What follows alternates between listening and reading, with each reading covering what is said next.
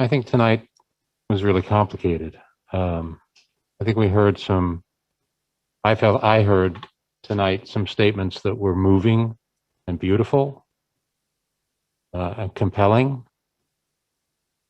I'm going to ask Kim for copies of some of the comments that we heard tonight to read again, because they were very moving and compelling.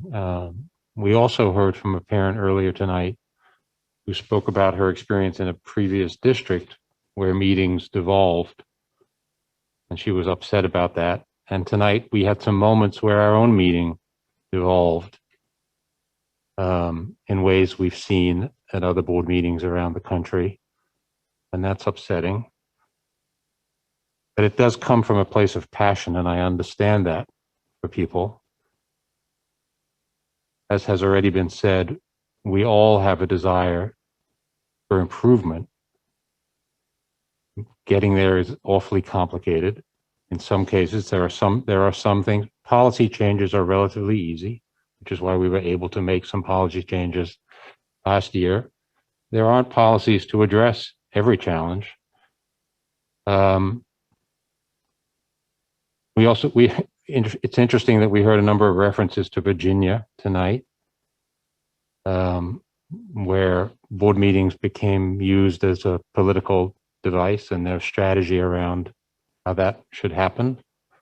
I don't think that's what's happening here. I hope it's not.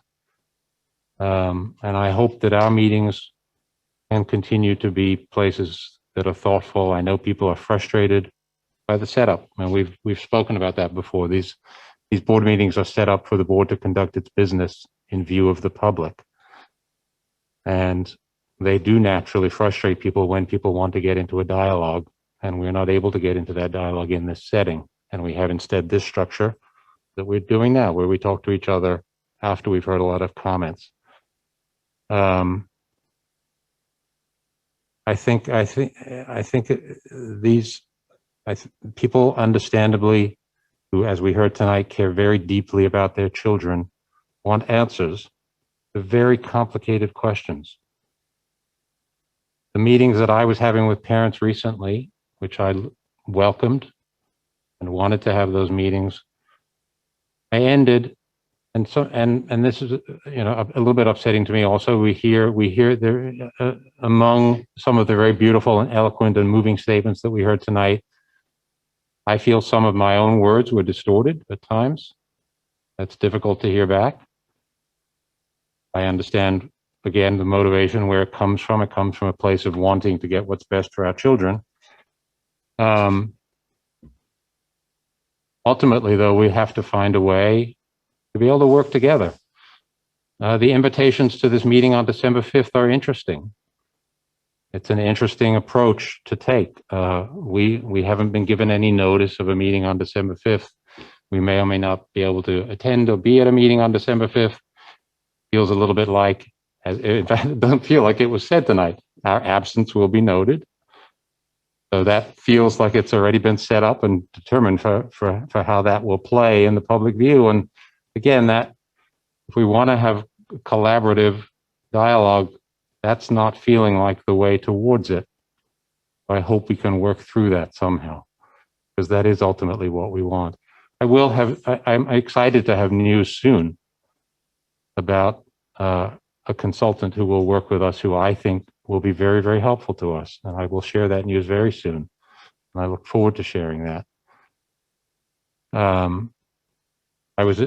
found myself in an exchange tonight with an individual who was talking about a phone call that I was a party to with our police. So I feel that I do know what was said in that conversation that I was one of two parties in. And it's upsetting to hear it misrepresented in view of the public.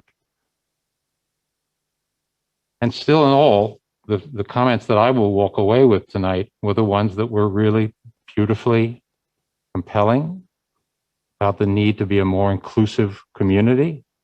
That's what we strive for all the time. It's not achieved easily in any place. It's not achieved by a checklist of fixes. Our country wants to be a beautiful community of people. And yet, we seem to be moving in the opposite direction at the moment. And I'm not speaking about our community, I'm speaking about our country. As much as I believe everybody wants this to be a more unified, caring, national community, there's no easy fix to that. But we will keep working at it as hard as we can. There's no doubt about that. So I do thank the community members for coming tonight and for talking to us. How we move forward, I don't have an answer tonight. It's complicated. But we will certainly keep thinking about it, and I hope that we will engage with each other in ways that are caring and compassionate and collaborative, all the things that were described tonight about the kind of community that we would want for our children in the schools. I don't think there's a misunderstanding. I think there are some differences of I don't want to say opinion, because I know that'll be not well received, but there are differences. There are this is an area where we do get measurable feedback on tests that we have mixed opinions about. I've expressed some of that earlier today, and those tests are sometimes held against us, and then we might hold them up in our favor. So talking about the ELA tests in grades 3 through 8, we've heard them referred to. We've heard the percentage of students referred to. When you look at the 700 or so districts in New York State, we fare well relative to the other 700 districts in the state. I don't think anyone can argue that point. And then when we've actually asked, are there districts that fare better than we do, that use very different strategies than we do, we haven't been able to find, and we've invited people to share with us if they know of, we've invited people to share with us if they know of public school districts in New York State, and we receive emails, we're happy to receive emails, who use very different strategies. We would look at those districts and we would visit those districts. The districts, we obviously we know the districts closest to us the best. There are districts that perform a little better than us locally. They use the very similar reading approaches as we do, as do most of the districts in our region. So it's, that's where this is a struggle. I'm saying that we have measurable metrics and that we believe that our district performs well based on measurable metrics. I think the approach we're taking is the best approach for all students. We're always trying to improve it, and you've heard. I mean, Mary has spoken to changes. You heard some of them referenced tonight. Some of them were referenced somewhat accurately. Some of them weren't referenced entirely accurately, but we've made adjustments. Sometimes what's happening in the world at the moment is that people who are making adjustments are now being accused of having done it wrong all along, but not being quite willing to admit, as opposed to learning and growing and making adjustments as a result. It's a difficult environment in which that's the approach, but we are always open to making improvements.